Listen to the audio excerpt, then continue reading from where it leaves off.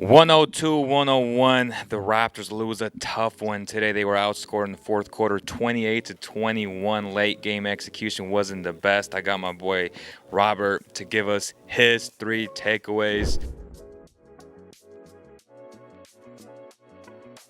Rob, how you feeling and what's the first takeaway? That was pretty depressing. Okay, my first takeaway is I'm happy Scottie's back, but Scottie's bad games are still good games. All right, it's we're seeing it all across the league. There are a lot of rookies who are struggling with their shot. I mean, Cade, historical, loss. Like he's shooting 5% from three. Jalen Green's struggling. Jalen Suggs is struggling. Perimeter players across the league are struggling. Not just rookies. Even all stars are struggling. Dame Lillard. So what do you do when you have a 6 for 17 night, And to me, it's like Scottie impacts the game in so many different ways as a passer, screener, hustle, offensive rebounder. So even when he's having these colder games, and of course, recovering from a thumb injury is not easy, right? He came back in 2 games, probably should have missed a little bit more. And he missed that little tip in at the end, and I'm sure he was kicking himself for that. For sure.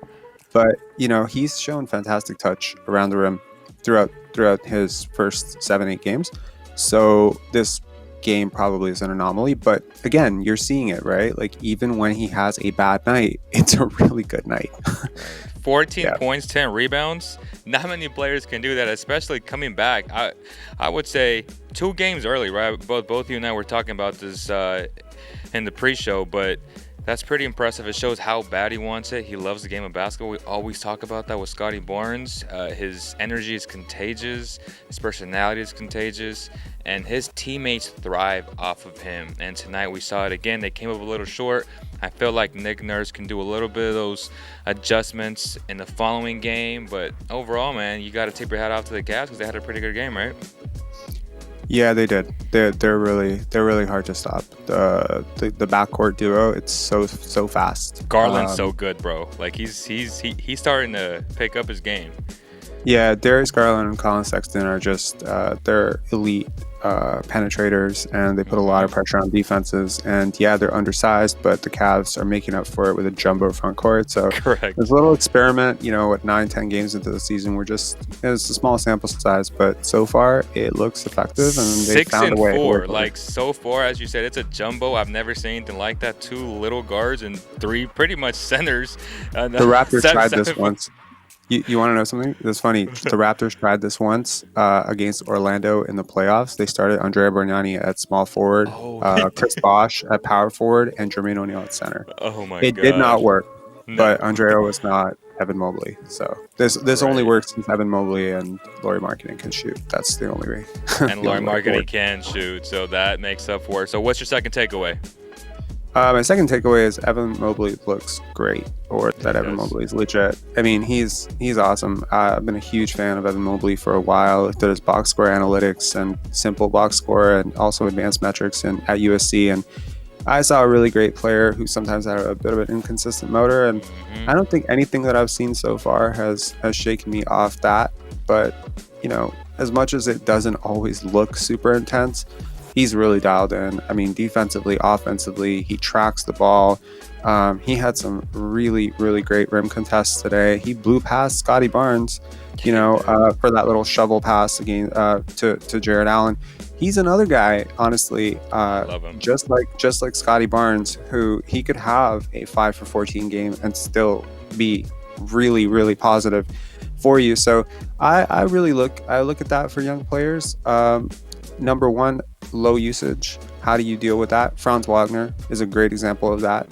He's doing so much with low usage. He had a tough game tonight, but overall he's been so good on low usage. Exactly, and it's like it's not that difficult. If the team just kind of clears out, gives you the ball, kind of like what they've done with Cade, what they've done with Jalen Suggs. Your usage is 22-25%. It's not really that hard to put up numbers if you're a reasonably talented player, but if you're not having like every offensive stat run through you, having all the pin down picks, to clear up space for you, how do you find, your rhythm within the offense? And I think that's usually a really good sign. So I'll say right now, I know that a lot of people compare Evan Mobley to AD, yourself included. I'm seeing so many shades of young KG in this kid. just even from the fact that he's starting out playing small forward. So he has so much mobility. From like a skill set perspective, or what? Because the personalities just are The complete polar personalities opposites. the personalities are complete polar opposites, but from the skill set, I Okay. mean, this guy could pull from 25. Just wait until he can start doing that. When he starts doing that, he's a problem. Like, he's a top 10 player in the league by year 3 type of problem. So unless he falls off a cliff, I think the Cleveland Cavaliers have a very special player. Well, Jarrett Allen finished with 16 points, 15 rebounds. I'll be honest with you, Robert. Looking into the season, I was like, man, they got Laurie, and then with Allen there, I was like, how is it going to work? And they're experimenting, and honestly, it's working right now. 16 points, 15 rebounds for Allen. That's hell of a contribution for this team, man, and that's why they're 6-4. So you got to love that. Both the Raptors and the missed a lot Cavs of are shots. 6-4. Yeah. Yeah, the Raptors missed a lot of shots, though. So the rebounds go up as the shot misses go up. But Allen had a great game, for sure. So give me your third takeaway. My third takeaway is that the Raptors' half-court offense is a problem. And it's been a problem all year. And there are certain guys that I kind of get a little queasy when they handle the ball too much. I know that our commentator, Alvin Williams, was like, man, get the ball to Freddie. And it's like, no, don't do that. And there isn't really a guy who can do that for you. There's four guys who can sort of do it. Scottie can sort of do it, but he's limited as a shooter. Right. Gary Trent can sort of do it, but he's limited as a passer. Fred VanVleet can sort of do it, but he's limited. And his handle, like Gary's handle isn't the best. It's not the best. It's also not the worst. He can create a little bit of separation, but again, he really doesn't see open men when he's in offense mode. Tunnel vision. Right, and OG's, he can sort of do it, but again, a bit of a limited handle. He's developing as a passer, and then Fred can sort of do it, but then he's sort of, and I don't think Pascal's going to solve this problem. So I think this has to come down to Nurse, and I was listening to Kyle Korver talk about the Atlanta Hawks, that Hawks team, and how there wasn't just that one guy who could do it. And I was thinking Nurse needs to implement a lot more movement and a lot less isolation, even to close out games. Because there just isn't that one guy like Kawhi or KD that you can just throw the ball to and expect that 45% of the time the ball is going to go in. And, I think OG got a great shot off. But again, if that's a primary option, that's going in. So again, it's a young team, but I think Nurse can do a lot more to help them. And I think I really like what I saw from Delano Banton tonight. I think he really helps the half-court offense because he doesn't put them in the position that they have to play in the half-court offense. I think that's the number one thing that Delano Banton does. He pushes the pace so much. The rate of pace goes up big time every time he comes in. And he had 11 points tonight. Slick, fade away, pull up. It's almost like, every time he saw Evan Mobley in a pick and roll, his eyes lit up, and I was like, wow, is he making a case that he should have been the third overall pick in the draft? Because he looked awesome, and he exploited them in space. Malachi Flynn looked awesome. So I think these guys just pushed the pace a little bit better, whereas Fred and OG, they just kind of crawl it into half court. And so why not play Banton more minutes? He only played 10 minutes tonight. Good question, man. I think it comes down to the fact that the Cleveland Cavaliers backcourt is just so small, and Banton is technically a jumbo-sized backcourt player.